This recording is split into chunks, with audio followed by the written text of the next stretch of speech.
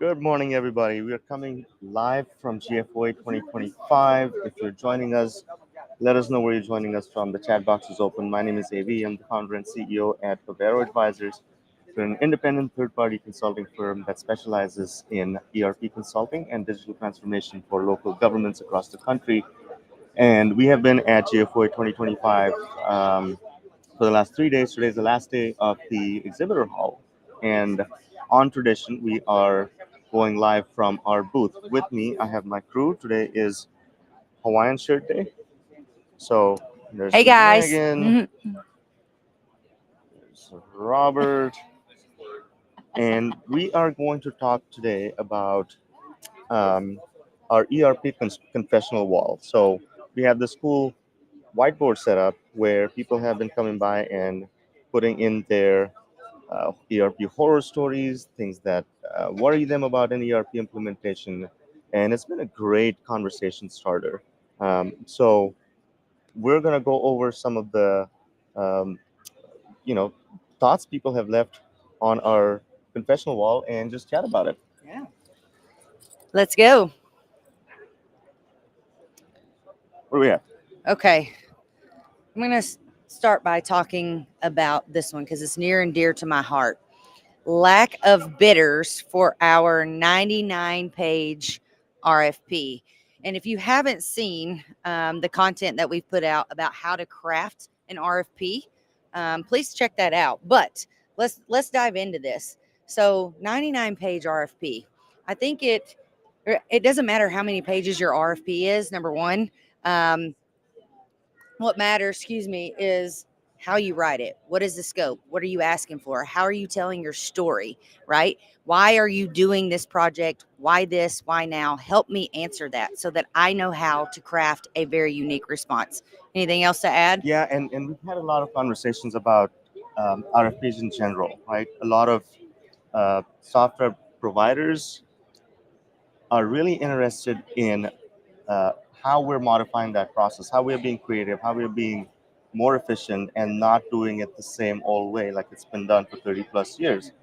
Your 10,000 line requirements definitions, making vendors check off every line item, and that isn't necessarily required anymore because most products do the basics. Most products do, check runs. Most products That's can right. do a lot of things. So, what are those unique outcomes and key features that you need in a system, or what are the key features you will select based on? That's right. And that is really important to us as we help clients do that. So, 99-page or a 9-page RFP, if it doesn't have the right things in there, you may not be able to make the best decision, especially when you haven't really seen any modern ERP systems out there, don't know what the capabilities are, and so it becomes a really blind process. So we are trying to modify that process, and we're doing things like bringing in software providers to do non-committal pre-RFP demos and meet and greets, so the clients know exactly what's going on the market.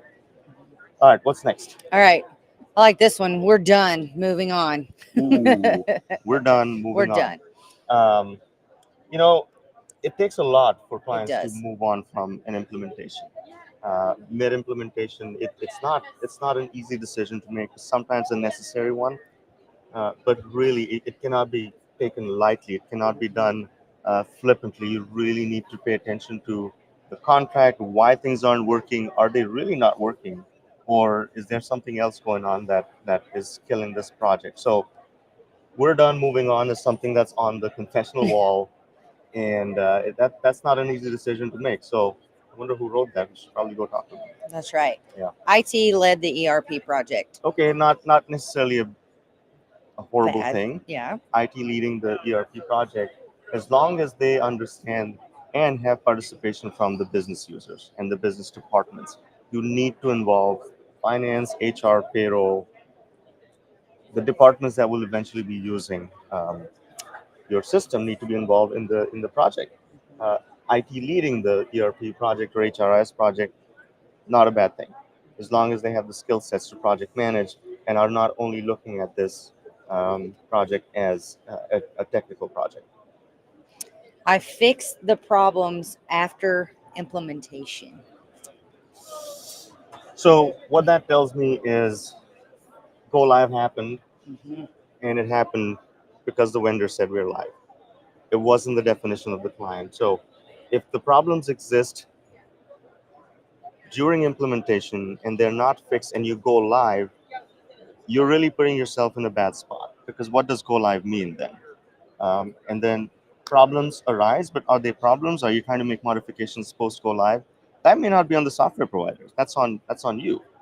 If a new requirement came up and you're trying to change how the system works, you're trying to implement a new functionality, that is okay to do, and the vendor should not be blamed for that. So um, I fix the problems after implementation. It's not such a bad thing. But if the vendor left you high and dry and you guys went live, and it really doesn't work and you now start getting the invoices, we've got a slight problem there.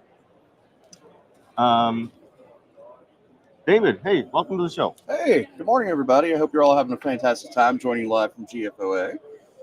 Are you reading the confessional The wall? confessional wall, yes. What's next?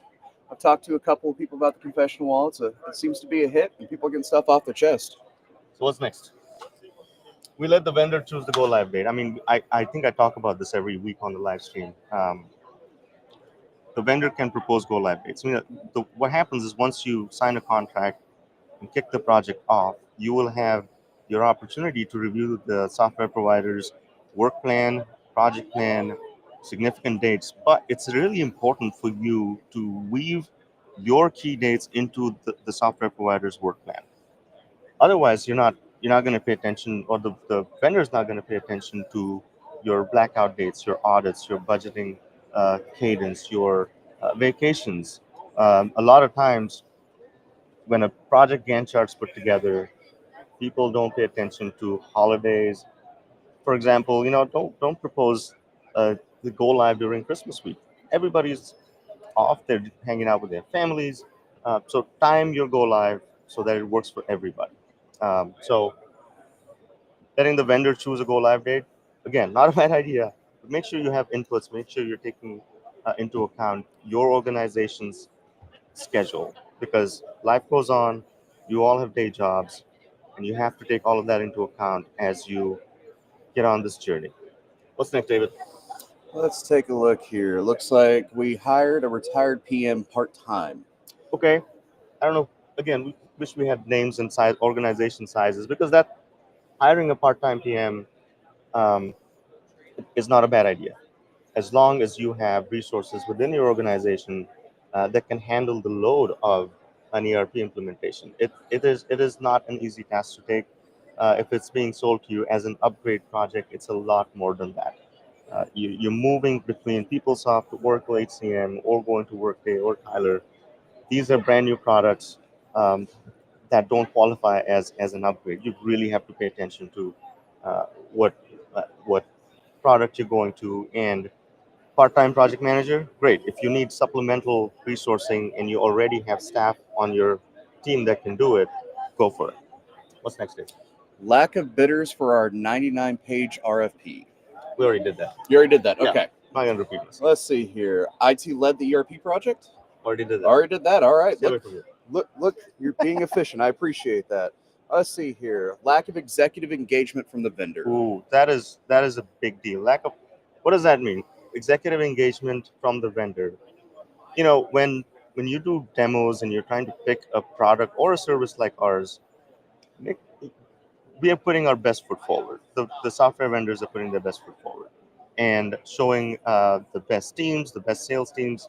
And when the project goes on, if all is going well, you may not need executive engagement, but at key moments during the project, you need to have executives from every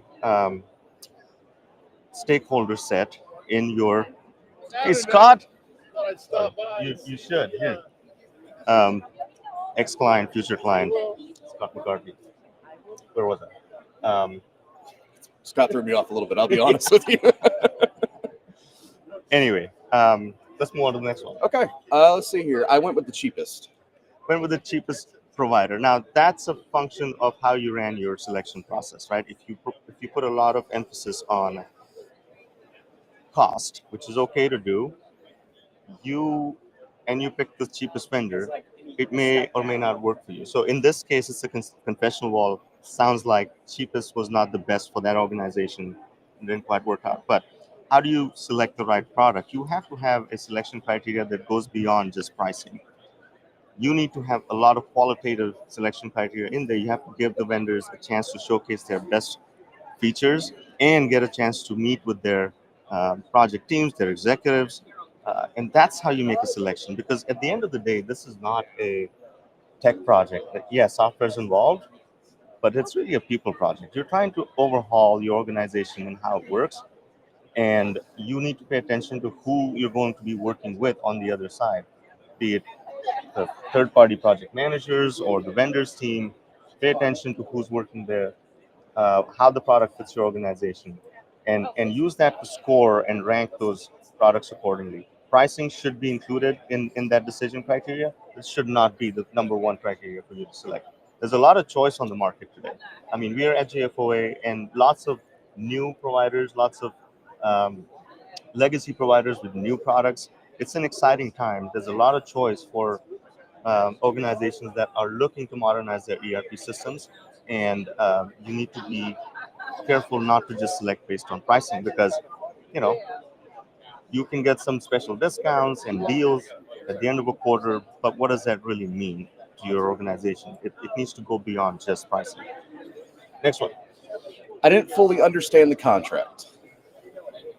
Okay, that's a common one. It's a contract. If you're not a lawyer, it's a pretty dry document. But make sure that your legal team is not only looking at the legalese, but they're also understanding the scope of work and how it fits for your organization. Um, Otherwise, you're going to sign something that you don't understand, that you may be opening your organization to liability and a lot of trouble if you don't understand what you're signing. So in this confessional case, looks like they had some trouble because of the contract. Hey Jeremy, welcome to Avero. This is Jeremy Cedars, one of our senior consultants, and he has done great at this conference. By the way, so what are we talking about next? We've already done some of these. Um, didn't read the contract. Oh, We that's a bad one. we had no PMO. Let's do that one. So what does that mean? A project management organization. If you're a medium to large scale organization, you need to have a project management office that does nothing but work on your implementation. Depending on the size of your organization, it may be one person, it may be a part-time person like we talked earlier, but you need somebody that's doing nothing but taking care of the project. Now that could be a third-party provider like Avero. We run project management offices for large-scale implementations, and it's a partnership between us, the software provider, and the client. Um, no matter what flavor you choose, you need to have a PMO that works with every stakeholder and make sure that the project's health is paramount. I heard a really cool um, phrase the other day from one of our clients, and they said we have to protect this project from the rest of the organization. I thought that was very prescient, and it was such a deep thought because the organization has its own life. It's got its own set of objectives. But it was cool because that statement was made in an executive meeting of their top executives of a very large organization, and they said that we have to protect this project from the rest of the organization. How do you do that? By having a PMO that does nothing but take care of the project. Jeremy, what else? What's next? Let's look. I think Report. What's yeah? What's yes. that? So reports. Uh, Essentially, on the front end, this organization did not define what reports they needed, Okay. and when they went live, they didn't get all those reports done. It's really important when you're gathering requirements that you get the reports known ahead of time, and that you're also working with the vendor to make sure you're getting all the reports you need prior to go live. There's some reports in the public sector that you can't go without. Yeah. And it's vital that you, if the client can't do it or the vendor can't do it, they need to provide that report by configuring it on your behalf and Right. making sure it gets outputted. Right. So that needs to be defined in the requirements phase, right? Yes. Upfront, because like you said, there are so many reports that you absolutely need for compliance reasons, like state, federal, grant reporting. It gets really complicated when you are, let's say, you're a council of governments and you're serving, 50 plus um, member agencies, and you're getting federal funding. You need to track those grant funds by Yes. project, by agency, and it gets really complicated. And we had one instance where a selection was made, but there was no real definition of what those real key elements of project-based accounting were and how they were supposed to be reported. The other good example is we worked with a client in the South that is a Tennessee Valley Authority um, power reseller, and they had some very stringent reporting requirements that had held up modernization for their ERP system for many, many years. But it took some defining to about what exactly is the report, where's the data source, and in what format does TVA need it or any other federal agency. So if you don't define it up front, you're going to be in some trouble. It's not impossible to build reports in 2025, with tools like Power BI and AI enabled reporting tools. It's not such a big deal, but you really need to deeply understand what that is. And it's not, how do you do it? Did you just show samples of old reports and say, I need this report in the new system? Not necessarily. Okay. See, you can provide the sample, and you should provide the sample, but you also need to sit down with the vendor team and have them understand it and break down the report with you. Yeah. I've seen so many occasions where in the past, before we worked with a client, they said we couldn't get these reports through. They just weren't making them correctly. And I asked, did you sit down and tell them exactly what you needed from the report? And they went, no, we just provided it and assumed they knew. Yeah. Vendors do conversions from many systems. Yeah. So there's times where they might not know exactly what a data field means from your system, and it really needs to be defined. Yeah. But going back to the PMO function, that's something the PMO does, right? Absolutely. Making sure that the software provider is A, deeply understands the reporting needs or any other requirement, and that they're tracking that functionality or the report or the business process is actually being configured in the system before you go live. So, uh, great confessional. I hope they are doing well. Yes. What's this one? Nuts. You read Why that? am I now hiring staff support at ERP? It was supposed to be easy. Why am I now hiring staff to support an ERP? Was supposed to be easy. Yeah. So this is an emerging concept, right? Why do you implement new technology? You implement new technology to make life easy for your organization, to automate things, to not necessarily reduce headcount, but through attrition, maybe, like people retiring, you don't need to replace. There's a human element to this, and everyone's talking about how AI is going to replace human jobs. That's not all the way true, but it is happening in some cases. And a new ERP implementation should be an opportunity for you to redistribute work, automate processes, get away from manual processes. And so when you implement a new system, no CFO ever says, I'm going to add staff to support this system. There are instances where you may need to do that, but it's not default. So this complaint or confessional was they had to hire staff to support a system. And I wonder what the system was. Was it on-prem? Was it in the cloud? Because that's unusual to have to hire staff. There's a case to be made though for um, During systems, implementation. right? Or even after, right? When Yeah. when you need a system administrator. Who does that function? If you haven't done it before, if your IT staff doesn't have that skill set, then you might need to hire someone with that. But it doesn't always have to be a full-time person. You need to also take advantage of managed services that are out there, right? But Yes. if you're implementing a system and you're using a third-party implementer, let's say a system integrator, they always offer services to um, help you out after implementation on an ongoing basis. Check those out. Take advantage of that. If you don't have in-house staff, you should lean on your um, contractors and vendors to provide their service for you. It doesn't always have to be a full-time person. What do you think? Absolutely. Yeah. Let's look. Any more? We all talked. We aren't using it to the full potential. Look, Yes. that with new software solutions that are in the cloud, that are software as a service, new functionalities are released, every quarter, in Oh some yeah, cases every week. So will you always ever use the full functionality? Maybe not. So how do you define that, right? And it's a confession, so it means someone's hurting somewhere. And if you're not using it to the full capacity, again, define it. What does that mean to you? Compare it with what's available in the system, and if you want to use it, work out a plan to turn those modules on, turn those functionalities on. You may have to bring in the vendor again to configure that for you. It's not such a bad thing to not use 100% of the capabilities. definitely agree. I think we're out of confessions. Let's do this one. Yes. I thought this could be done with one solution. So there's a raging debate on the market about ERP all-in versus best of breed.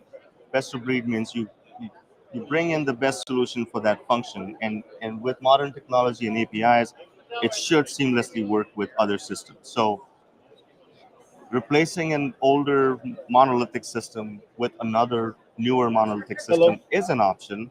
You have tons of vendors in this hall that Oh. do it. Oracle, Infor, Tyler, they have all-in systems, SAP, and then you have best-of-breed solutions like Workday, UKG that do specific things, and they will bring in the partners and other vendors. If you want to release an RFP that covers all your functional areas, these providers will bring in the best-of-breed solutions that work best with their product, with their core product. So you can do it with one product. You can do it with multiple products, and we're engaged in projects that have both flavors. So implementation was a nightmare. Yes. Yeah, it can. It's a really hard process to go through. Like I said, everyone has day jobs, and if you're taking this on yourself without bringing in an expert third party to project manage or run the implementation as the buyer's representative, it can be really hard because it is a multi-year process. Many times, it becomes elongated because of bandwidth issues on the client's end. Sometimes the vendors have issues, and so it's a multi-year process. You need to plan for it effectively, efficiently, and keep an eye on the project as it goes on. And it no matter what system, because it is a transformational uh, process for your organization and your people, it is hard. But uh, picking the right product and the right vendor and the right partners that fit your organization is key because that makes it easier, and it doesn't have to be a nightmare. I think we're done. Oh, sold on industry expertise that wasn't real. Okay, so the sales process can be daunting for our clients, and how do they know if what's being shown in the demo, fine, you can see the product and you can click around and you're talking to the system implementer or the product, the vendor itself. And all of these big vendors have done work with all kinds of industries. So they have the experience. Now, it depends on what teams are assigned to you and how deep you need that expertise to be. Keep in mind, not everybody needs to be an expert in the industry, Correct. right? Not everybody on the team that's serving you needs to be a deep expert, but you need subject matter experts on the software providers team that know the industry. And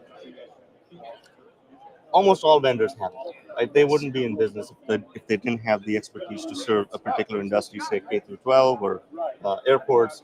So that's by default. But so this confessional says the vendor didn't bring the right expertise for the industry. I wonder what the story is. It can be true, but it also depends on your perception, your perspective, and what your expectations are. Going back to defining the scope, putting it in the RFP, and making sure you're holding providers accountable to that throughout the implementation process. Absolutely. All right, I think we're good on the confessional wall. Oh, what is that one? Yeah. It was. I kept silent during vendor demos because I didn't want to uh, basically sound like they were complaining or sound like they were not understanding a gap in front of them. Well, it says, Jeremy's so nice. It says, I kept silent during the vendor demo because I didn't want to sound dumb in front of the group. This is a common issue. You're not alone, whoever wrote that confessional. Uh, but that is your chance to ask questions. Look, you're doing public procurement. There's a cone of silence when the RFP is on the street. The if the software provider has never seen you or you haven't seen them, what other chance do you have to ask questions? That is the best chance. Nobody's going to accuse of you of sounding dumb. And by the way, we do that to ourselves, right?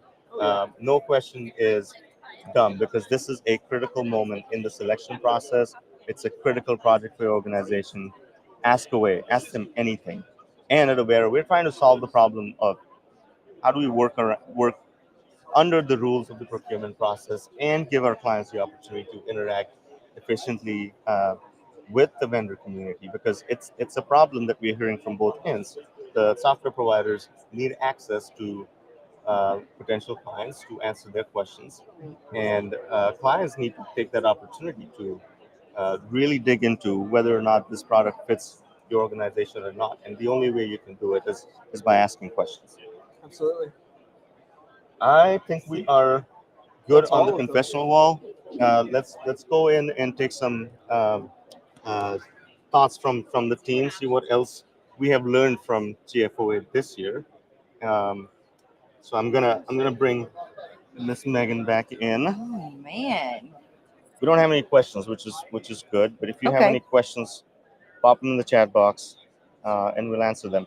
But what are your learnings from this year's GFOA, Megan? I think the message is still the same for me, guys. I think, our clients really need our help. They need a trusted advisor to give them unbiased advice because they just don't understand where to begin. And so those are most of the questions that I've been asked. How do we write an RFP? How do we do this? So, uh, Sorry. sorry, I'm distracted by AV flagging people down. Like, But I think the message is still the same. Like, I don't know how you do a digital transformation project without having expert advice, and we're here if you need that. So that's really what I've learned. The message is still the same. Our clients still need us, and that's good to know. yeah, thank you. Yeah. And the thing that I have learned is, so I came to JFOA this year, and one of my expectations was that I'm gonna see some really cool AI enabled products in the market. Now, every major vendor here has AI enabled something. They have built AI into their products, but I'm not seeing any standalone. Well, there's a couple standalone uh, pure AI products that plug into any other ERP and provide a faster service to the customer. I think there's a lot of innovation still to come, and I'm excited for what this next year is going to hold for the industry in general. Um, but like Megan said, the problem still exists that there is a gap in the market for what we offer, which is independent advisory, because the choices are so many. And how do you know which product will fit your organization the best? So we do that in an unbiased way. We're not affiliated with any vendor, and um, we are on the client side at all times, from pre-implementation strategy through to post-implementation. So if you are thinking about an ERP project, if you have an ERP project going on, if you need assistance from us, please reach out to us. What I'm going to do is I'm going to also pop in our ERP transformation survival kit QR. Scan that and download the report. It's a cool checklist about what you need to do as you go on this journey of transformation for your organization, um, and and really take advantage of all of the stuff we have out there on our YouTube channel, on our social media. It's all out there. You don't have to be a client to take advantage of what we do here. Um, so with that, I think we Yeah. wrap it. You I have any one other more. closing thoughts? I just had a conversation with a sweet lady who really hadn't thought. She's about to release an RFP for consultant services. And one of the things that she hadn't really thought about is how important the contract negotiation phase is during an ERP transformation project. And so I just wanted to mention that because I don't think that we're talking about that enough, or we haven't talked about it enough in a while, right? But having somebody who knows what needs to go into your contract so that you have leverage when something goes bad is very important. And that's something that you guys need to seriously consider when you are looking to upgrade or purchase a new ERP system. So I just wanted to mention that. Do you have thoughts around that, AV? I know you do, but Yeah, contract negotiation can be scary, especially given the confessional that's that right. we didn't read our contract. Please read Mhm. your contracts.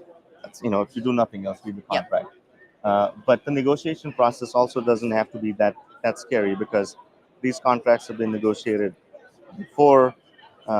Your organization may have some really specific needs and terms and conditions you may accept or not. But again, involve your legal team, involve some experts.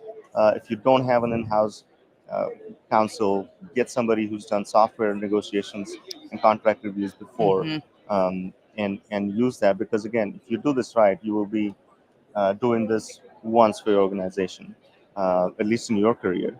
And it's a critical step in that process to have a well negotiated contract that works for you. And we have a negotiation checklist on our website. Please go check it out, because there are several things you can do during negotiations that are to your advantage. Uh, Payment milestones, uh, indemnity clauses. Just really pay attention to all of that. So thanks for bringing that up. I think Yeah. it's a great point.